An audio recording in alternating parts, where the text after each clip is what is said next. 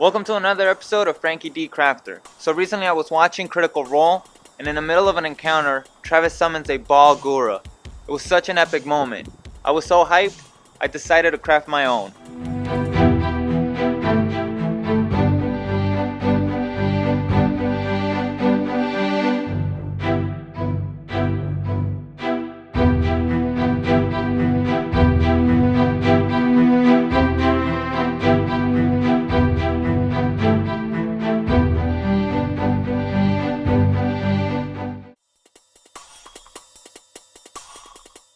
It's another Crafty Thursday here, and today we'll be crafting a Barlgura. I managed to get my hands on these gorillas on special right after the holidays. The second I saw them, I knew I had to make Barlguras. The first thing we want to do is to take them apart. The arms and the legs are very easy to take apart. The head, not so easy. It is tough plastic, so be very careful. I suggest you start the cut in the back, and then turn them around and finish the cut from the front. Try not to cut it all in one go. Take your time. Once you have the head off, trim a little bit right off the top. In my case, the Gorilla Toy's head is just a little bit too big. Carefully, cut the arms right at the elbow. The Barlgura's arms are massive, so eventually, we want to actually make these longer.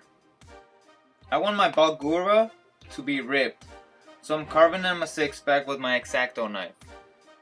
It's very simple. Outline the six-pack shape with your X-Acto knife straight into the toy. Then cut those same lines but at an angle, and there you have it.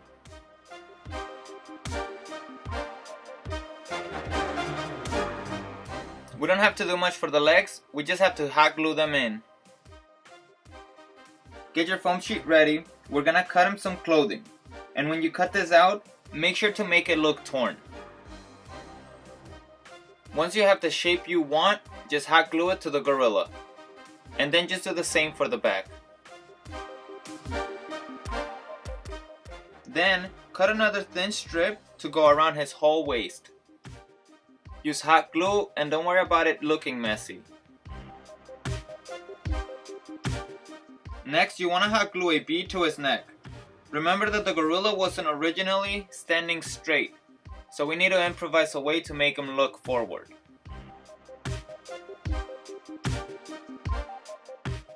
Hot glue the shoulders to the gorilla, but glue them at an angle so that the joints are exposed in the front. Right after that, hot glue some beads to the arms. This is how we'll actually be making the arms longer. We're gonna add some texture to the rags by adding some hot glue and then pulling it downward while it's still drying. If you want to make the foam sheet more durable, I suggest you add crazy glue to it. It'll make it almost plastic-like. For the hair on his head, use the same hot glue technique you used on the rags. I used my X-Acto knife to try to pull some of the spikes from the hot glue before it cooled. The last thing we're gonna do before we move into sculpting is to finish off gluing off the arms. From here, I'll be referencing the 5th edition's monster manual. The only difference will be that my Barlgura will not look as savage as the one in the book. The reason being is that I didn't find any way to make the jaw look the way it does in the book. I tried a thing here or there, but I was never comfortable with the end result. So I ended up having my miniature's mouth closed.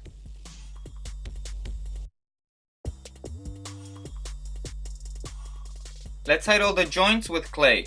This time around, I'm using polyform air dry clay. Make sure to add a little bit of water to your fingertips when working with clay. For the shackles, we're just gonna cut another strip of foam sheet to the appropriate size and hot glue it to the gorilla's wrist. And let's not forget about that Barlgura brow.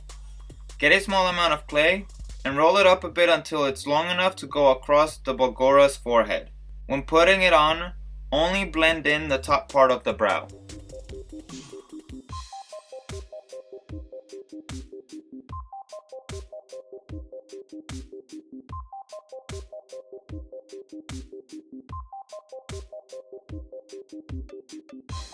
When applying the muscles for the Barlgura, you want to apply each muscle individually. So make the bicep 1 ball of clay. The shoulder should be 3. You apply the middle one first and then the front one.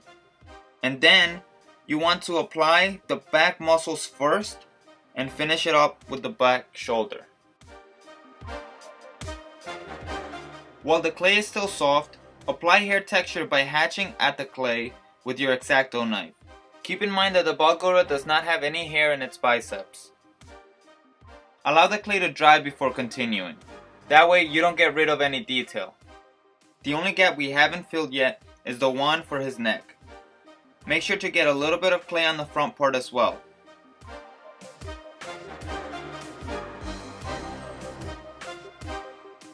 When you are filling these gaps, make sure to blend them well into the miniature. Use as much water as you might need. Add a big mass of clay to the Barlgura's back. You almost want to hide the fact that this guy has a neck. When you have the clay where you want it, carve a line down the spine of the Barlgura. Make the line noticeable. Then, start highlighting shapes for the muscles on his back. I suggest you look up some references for back muscles for bodybuilders or something.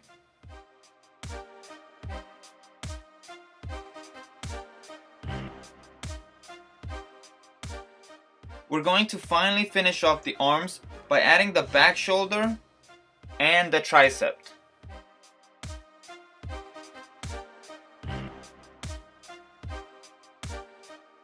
Don't forget to add the hair texture and allow the clay to dry again.